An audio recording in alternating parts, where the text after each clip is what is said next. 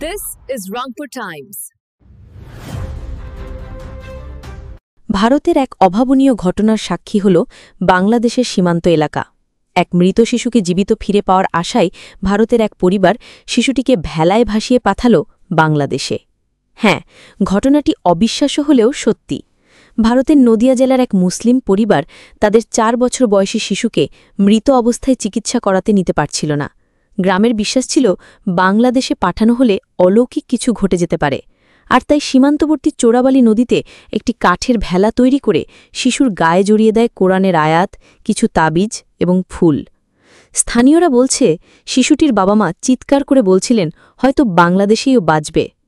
শিশুটিকে পাওয়া গেছে বাংলাদেশের চাঁপাইনবাবগঞ্জ সীমান্তে নদীতে ভাসমান অবস্থায়। বর্ডার গার্ড বাংলাদেশ সদস্যরা শিশুটিকে উদ্ধার করে দ্রুত স্থানীয় হাসপাতালে নিয়ে যান। ডাক্তাররা জানান শিশুটি অনেক আগেই মারা গেছে, তবে তার শরীরে কোনো আঘাতের চিহ্ন নেই।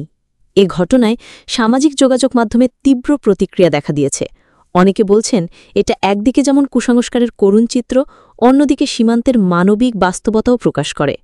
এমন একটি ঘটনা বাংলাদেশ ও ভারতের সম্পর্ক, সংস্কৃতি এবং গ্রামীণ সমাজের মানসিকতার গভীর চিত্র তুলে ধরে।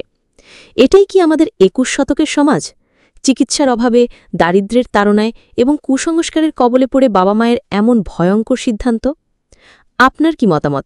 এই ধরনের বিশ্বাস কি বন্ধ হওয়া উচিত, নাকি এর পেছনে লুকিয়ে থাকা বঞ্চনার দিকগুলো আগে সমাধান জরুরি? কমেন্টে জানান আপনার মতামত। আর এরকম মানবিক ও চমকপ্রদ সংবাদ পেতে Stay informed with Rangpur Times.